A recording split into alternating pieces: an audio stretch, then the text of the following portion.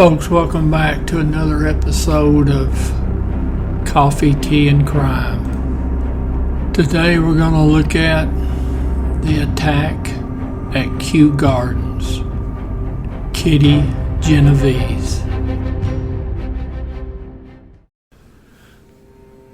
Catherine Susan Kitty Genovese. She lived at 82 Austin Street, number 70. Now that was an apartment on the second floor of a two-story building right next to the Long Island Railroad. They had a little station there and a parking area. Now, Kew Gardens was located in Queens, which is one of the boroughs of New York. Now, when you're looking at what would be the front of the building, you see the businesses along the sidewalk. Now, if you lived in one of the apartments above those businesses, those entrances were on what would be the back side of the building. So if you were a resident, you would walk around the rear of the businesses, and there's steps and a walkway, and that's how you would enter your apartment. Now, coming from the little parking lot there at the railroad station, the entrance to her apartment would be over halfway down that block before you got to her front door, marked 8270. Now, Kitty was 29 years old at the time of this event. It's March 13th, 1964. She's working at Eve's 11th Hour Bar, and that's in Hollis, in the Queens. And that's at 193 Jamaica Avenue, number 14. Now, she's closing the bar that night. She done really well being a woman in the early 60s. She was basically running that bar. The true owner wasn't anywhere around, but she had done quite well. On this particular morning, she's closed up the bar and she's going to head home. Now, I don't know the exact path that she took, but we do know from the confession of the suspect later, he saw her at an intersection with Hoover. Now, the suspect didn't live too far away from where Kitty lived. He lived in an area of Queens known as South Ozone Park. Now, according to his later confession, he had murdered women before. Said he liked killing women because they didn't put up as much of a fight. They weren't as much of a threat. Now, he had driven around hours that night and morning looking for a victim, according to his later statement. And he said it was around 3 a.m. when he saw Kitty at the intersection. Now, it took Kitty roughly 45 minutes to get home. She wasn't too far away from her apartment entrance, there on the back side. Now, when she gets out of her car and starts walking across the parking lot, the suspect sitting in his car there at the bus stop, he gets out, starts walking towards her, and he's armed with a fairly large knife. So he's coming down the sidewalk in what I would call a easterly direction. Now, Kitty sees him, and she begins running down the sidewalk on Austin. Now, she runs past the drugstore, and she gets just about to where the bookstore is. In fact, she's actually almost past the bookstore. And that's when the suspect's able to finally run her down, and he stabs her twice in the back. Now Kitty, she screams, "Oh my God, he stabbed me, help me." Now several neighbors heard her cry, but now of the people who heard her screams, only a few of them recognized the cry as one for help. Now one of her neighbors, Robert Moser, he opened his window and he shouted down at the suspect, "Let that girl alone." Now once he said that, suspect, he ran back to his car and left the area. Now Kitty got up, bleeding, obviously, because one of those 2 stab wounds has punctured her lung. So she backtracks back towards the parking lot where she parked. She took a left and walked along the side of the building because she wants to try to get to her apartment from the entrance, which, remember, is on that back side. Well, she just can't seem to make it. She gets around to that first doorway on the back side of the building. Now this is where the resource material, there's kind of a little conflict. Some of the resource material says she was able to get through the first door, but unable to get through the second door that would get her inside the building.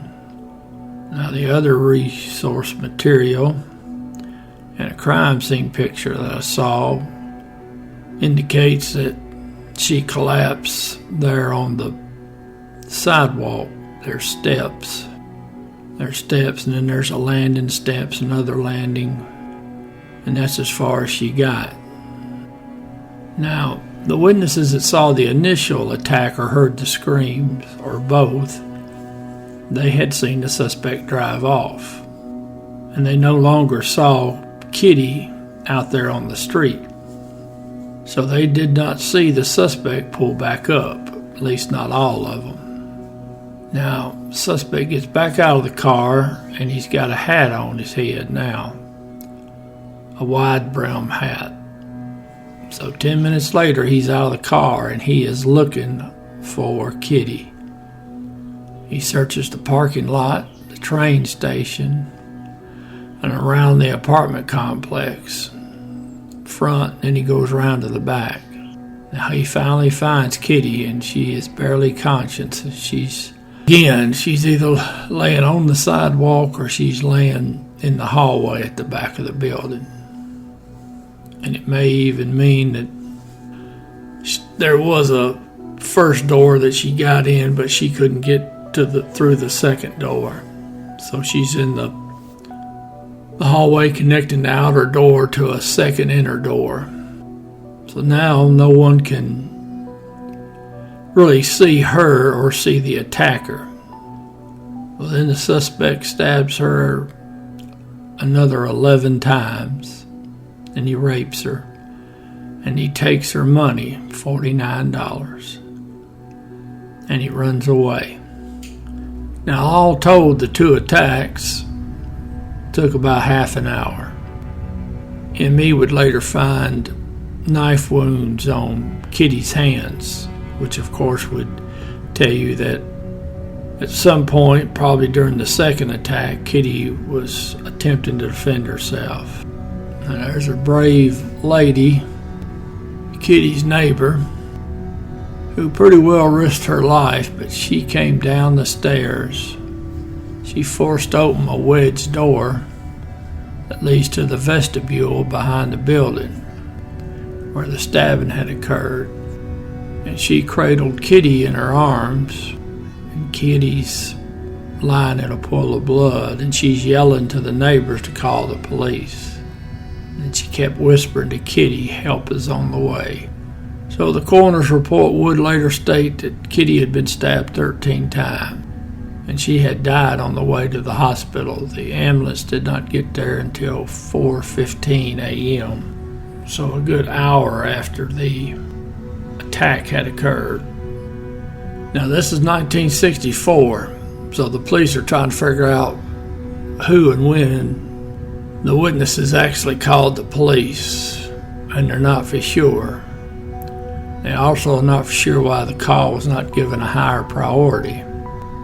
Now, one of the witnesses that was able to get through to the police had said that a woman had gotten beat up, but that she had gotten up and was staggering around. Now, another witness couldn't decide whether he should call the police or not. He actually spent time calling friends to ask for advice on what to do before he called the police. Now, some of the people that gave statements to the police said that they were on hold for 5 minutes after calling the police. Now, back in this era of time, you had to know the precinct's phone number in the area you lived, or you called the operator and she had to transfer you. Now, either one of those is going to take some time, because there's no 911 system at the time. In fact, they credit this homicide as the catalyst for getting a 911 system in the city of New York. Now, that one fellow that couldn't decide what he was going to do, now, he actually knew Kitty. I don't know if he actually knew that was her being attacked or not, but he's the one that called 2 different people to ask him what he should do. Now, he was drunk and he was scared, and he had to climb through a window to use the neighbor's phone to do all this. Now, the police did talk to one individual. He was actually the assistant superintendent at the Malbury Apartments across the street. They asked him, did he see what went on? He said, yep. They asked him, did you call the police? He said, nope. They asked him, why didn't you call the police? And they said he just shrugged. He didn't have an answer. Later on, a few days after this event, New York Times would put out a news article, and it said that 38 witnesses saw or heard the attack and failed to act.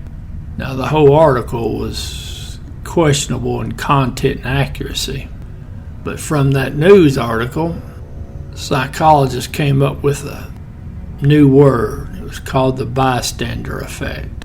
And what the bystander effect basically means is the more witnesses there are to an event, and these witnesses know that there's other people seeing the same thing they are, they're less likely to get involved or call the police because they think somebody else will and they won't have to.